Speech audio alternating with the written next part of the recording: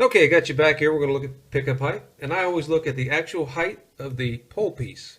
So I'm just going to be doing the E string here because we're still adjusting the others. Alright, so we want 1/8 is what I like to have.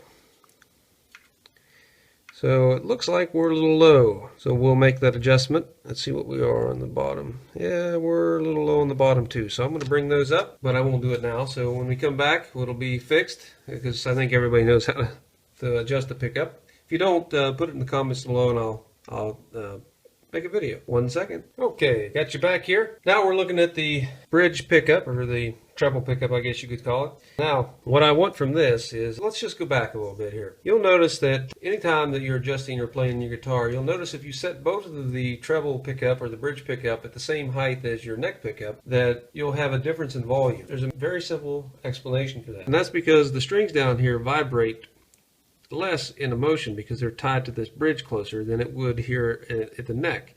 The neck, you're going to have a wider vibration than you are here. Let's see if we can see that. You see that? See where the vibration is the most? And how down here it's hardly any vibration at all? Well, that is exactly the reason for that. So the magnetic strength of the pole piece is not going to be able to pick up as much because you don't get as much mechanical movement. Notice that? Alright. So what we want to do then is we want to adjust it differently. We want to get it a little closer to the pickup, or to the pickup a little closer to the strings. And let's look and see what it's at right now. These are flat pole piece. Right now we're at a little bit of an angle, but pretty much we're looking at about, I would say, 232s, which is about right where I want it. And I might have to bring this side up just a little bit over here, which I will, because no, it's about the same actually. Okay, well, this thing's set up pretty good to spec. It's pretty close to the way I like it. I'm happy about that. So now, let's talk about trying to set the radius of the strings to the radius of the neck. Be right back. Okay, now I got you back here. We're going to look at string height and how it relates to the bridge and the actual neck radius. We like to set up the string height here on the E string at 4/64 in the playing position. And the same I like to do with, well, just a little bit less actually, with the high E. So we don't want these to be 4/64. We want them to mimic the radius. So they're going to be a little higher. Now let's take a look with we know this is a 10.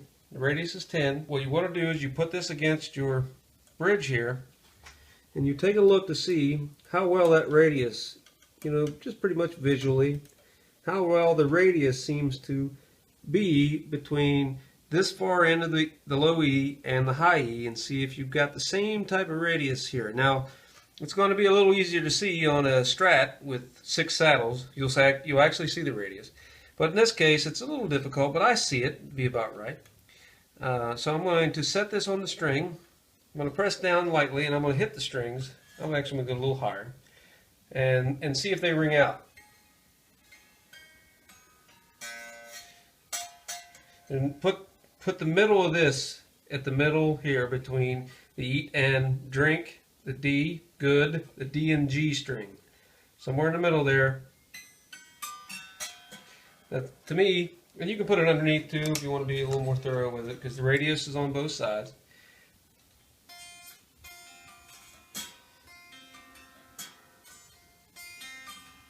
So it sounds like the high E could go down just a little bit, but I like to have it a little higher because that allows me to bend a little better without it choking out. Now we have a 10-inch radius here. It's not a 12-inch, not as flat as that, of course, but it's not a 7 1/4 or a 9 1/2, which are your standard.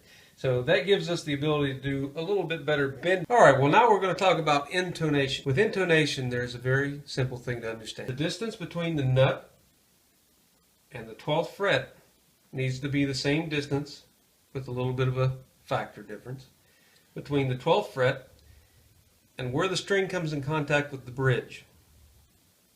Now, when I say there's a little bit of a factor in there, what that factor is based on the string size itself, or gauge of string. As you can see, this string gauge here is much larger than this string gauge, and even between the gauges. And that's why on a Stratocaster you'll see where you have 6 saddles, you'll see how they change across the way. And it's all based on the different sizes. Because if this was the same string gauge, if I had all 10s across here, the saddles would pretty much should be even with each other, parallel crossed. But we don't have that case. We have different string sizes. And what we also have with the Telecaster, it makes it a little more difficult to get an exact and not be off by a couple tenths of it, is the fact that we only have 3 adjustments per 6 strings, so that's 2 per adjustment. And when you take into account the difference in gauge, remember the distance between 12th fret and this point of contact, and then the gauge of the string has a an effect. We have in this case we have a 0.046 and a 0.036. Now that's inches and millimeters. I believe it's 1.17 and 0.9. Those are the differences. So you're going to have a slight difference in the distance that it will take to get that exact distance from the nut to the 12th fret. Okay? So what we're going to do now is we're going to put it in the playing position. I've got a tuner sitting on here, and we're going to see how well the intonation is stock. This is out of the box. This would have been the setup that would have been taken when before it left the factory. Hopefully they set it up. I don't expect that, but based on what we saw with the string height and the neck relief, they may have. So we'll see. So we're going to pull this back so you can see it. Hopefully you can see this part. I'm going to turn on our tuner here. Now let's see where we're at. So this is the E, perfectly in tune, perfectly in tune, perfectly in tune, perfectly in tune. Little, no, good. And the E, perfectly in tune. Okay, now see what it is at the 12th fret. 12th fret on the E should be another E. A little bit sharp, 1/10 sharp. A.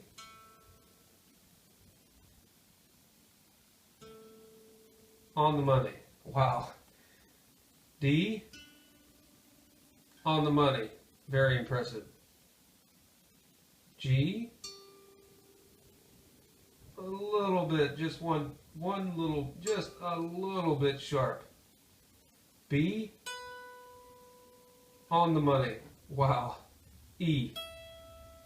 On the money. I am very impressed. All I've done with this was take the strings off, clean the fretboard, put linseed oil on, and put a new set of D'Addario 10s on here, stretch them out, put them in tune, and we are close enough for this type of bridge to be good as I need it for this style of bridge. Well, since we don't have to do that, let's talk about another thing. Let's talk about compensated bridges, which is something we might put on here if we make that decision to do some upgrading. A compensated bridge, in this case, because you have, you have 1 per 2 strings, right? Pairs of strings. We'll have the contact point for one string to the next a little bit different. And it's based on a range of gauges. I think it'd be nice if, and maybe you can, and I'm not aware of this, but to be able to buy, if you play 10s and that's all you want, you buy a compensated bridge per 10. So where the angle is based off the difference between a 0.46 and a 0.36.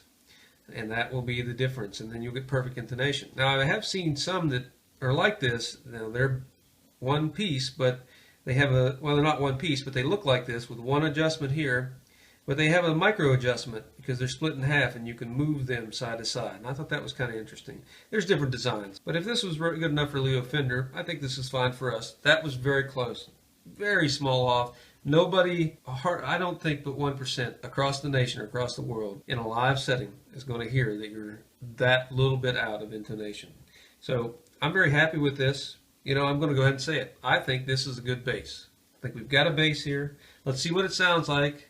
I've already kind of played it a little bit when I was stretching the strings, and I was extremely happy with the sound I was getting out of these strings and these 2 pickups.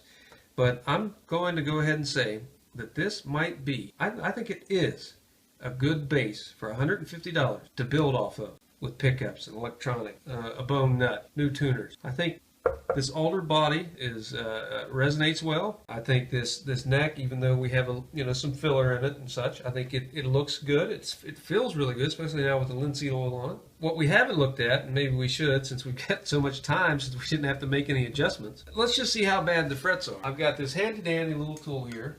I bought this at StewMac, but I wouldn't say that you just buy it at that place. You can buy these anywhere. There's a place called Crimson Guitars, They're in the UK. They make some really cool tools. I would say look at them or wherever you want to buy it. But what this gives you the ability to is looking to see if there are inconsistencies across here in your height of your frets. So you can find a high fret, and if you have the knowledge and the tools, you can, grind that sucker down and get it right. Now, it has all these different edges because, of course, as you go down, you notice that your frets get farther and farther apart as you go down from, here toward the bridge down to the nut. So let's just see what we got. Now, ideally, you want to go across. I'm just going to pick one spot and go down the neck and see what it feels like. Now, you hear that? That little rock? That means that this fret is high. Let's just see what the next one's like. Little rock, flat, little rock, flat, rock, flat, flat, flat, flat, flat,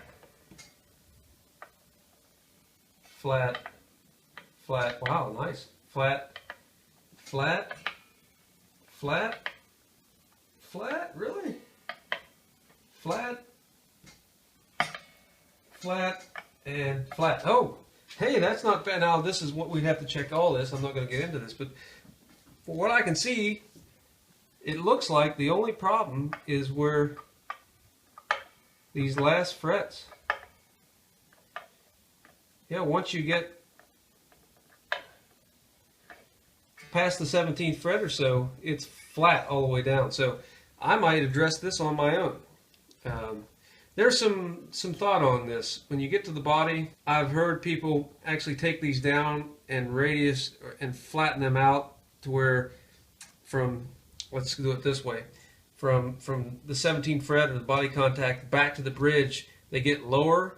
It gives you a little bit better, playing ability and bending and less cutout. But I'm not going to do that. But I might polish these and see. I've got a couple basic tools for fret leveling, but I might get some new tools and see if I can't do this myself, since these look really good and it's just up here.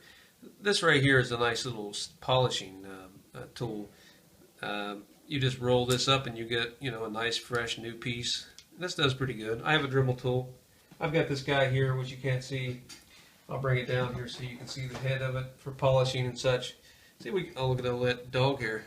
We get to look at some neat things because this video is shorter than expected. But I have these types of things, and I put some jeweler's rouge on there, and I polish up my frets. I haven't done it on this one yet, but maybe in the future. But I think that's all we have to say for this video. I'm pretty happy. I'm not just pretty happy, I'm really happy for $150. I mean, what else could you ask? A well-playing guitar with fairly level frets, decent pickups, they don't sound that bad. Intonation on, for the as close as you can with this type of style. Relief was good. Pickup height, we are going to do some slight adjustments with the neck, no big deal. I think we're good to go. I think we're ready to play this thing and then start talking about what are we going to do with this? How are we going to update? Are we going to get, a bridge pickup from Jason Lawler? Are we going to get a neck pickup from somebody else or whoever? I mean, let's just talk about this. Or what kind of pot are we going to put in here? Are we going to find a vintage pot or, new old stock or a newer pot? What kind of, we're going to get CTS pots that are, matched. Are we going to do some weird wiring in here with a blend knob? Talk to me, and please in the comments. Switch, we'll probably get a new switch. We have the tuners. We have some quality tuners here we'll put on. We'll get a bone nut, maybe even a compensated nut. We'll talk about it. Let's figure out what we're going to do with this. So thank you very much for joining me today for this episode, and I'll see you in the next one. Have a great day.